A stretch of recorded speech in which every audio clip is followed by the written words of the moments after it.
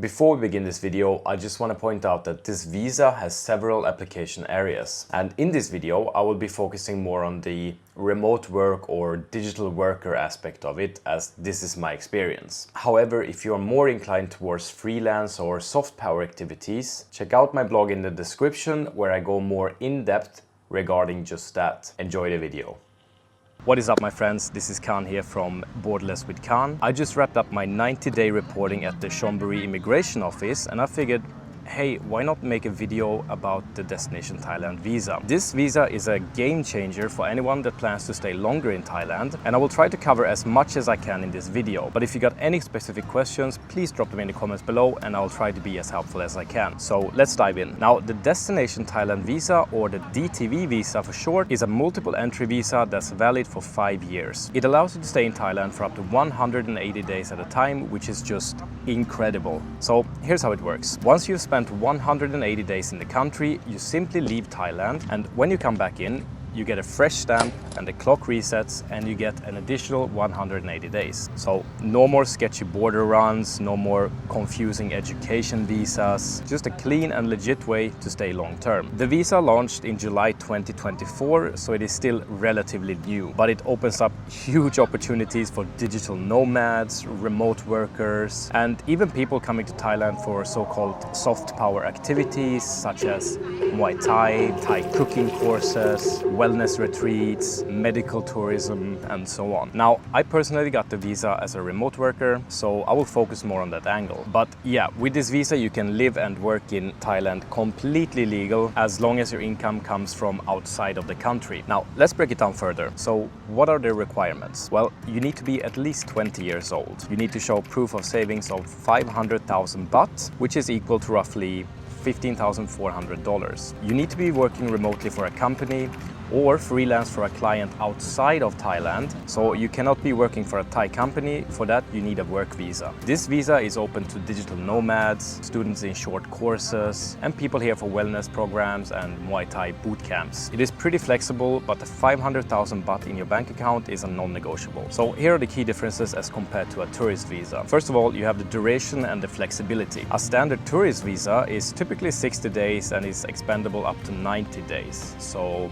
bye-bye border runs. So my friend, which came here at the same time as me, did not have this visa, and he came in on a tourist visa, which meant that he needed to have a ticket out of the country to enter Thailand. And as a DTV visa holder, you don't need that. The visa makes it so much easier to settle down here for a longer term, as when I got the rental contract for long term, for example, they needed proof of a visa. Same thing, if you want to open a bank account here, you need a proof of a visa. And here I would suggest that you go with an agent to simplify the process. With this visa, you have multiple entries, so you're free to travel in and out of Thailand throughout the 5-year validity period of the visa, without the needs of re-entry permits or visa runs. The visa is very affordable. Having a tourist visa and doing border runs every 60 days can add up to be quite a cost if you want to live in Thailand for a longer time. It allows for dependents, which means spouses or children under the age of 20. So you can have family members applying as dependents, making it very suitable if you have a family. So this is basically one of the first times Thailand is saying, hey, we want to have remote workers in our country, which is very cool. All right, but before you get too excited, here's what you should know. The visa is still very, very new, so there might be delays, confusion at the embassies or immigration, and slow rollouts. The requirements vary significantly depending on which embassy you're applying from, especially the 500,000 baht that are required on your account. So make sure that you check with your embassy before you apply. Now, you still need to leave and re-enter every 180 days, unless you extend the visa. When extending the visa, you can stay up to 360 days. Now, the visa should not be seen as a path to permanent residency, and instead, more like a long-term tourist visa. The visa does not allow for work at a Thai company. As with everything in Thailand, the rules and requirements might change overnight, so be wary of that.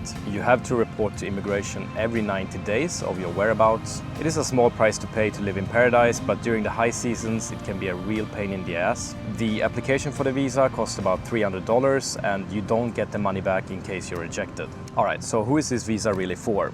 This visa is perfect if you make your money online, if you want to stay at least 6 months in Thailand, if you're done making border runs every 2 months, and if you value flexibility without breaking the bank. Okay, so let me share my own journey with the DTV Visa. I applied in February this year with my flight to Thailand booked in March. So I had about 1 month window from application to departure. And honestly, I was nervous as hell. This visa is a total game changer and I really did not want to rely on border runs. I submitted my application through the e-visa portal, choosing the Thai embassy in Stockholm. Before applying, I actually called and emailed the embassy with tons of questions, mainly around the 500,000 baht financial requirement. Here's the thing, I wasn't fully liquid with 500,000 in cash. A large portion of it was tied up in stocks and also other assets, which I was planning to sell for the move. I was so worried that they would ask for 6 months of bank statements, which I know some embassies do. But the embassy in Sweden was super helpful. They allowed me to include my stock portfolio without needing to liquidate everything first. Even better, I had a big deposit hit my account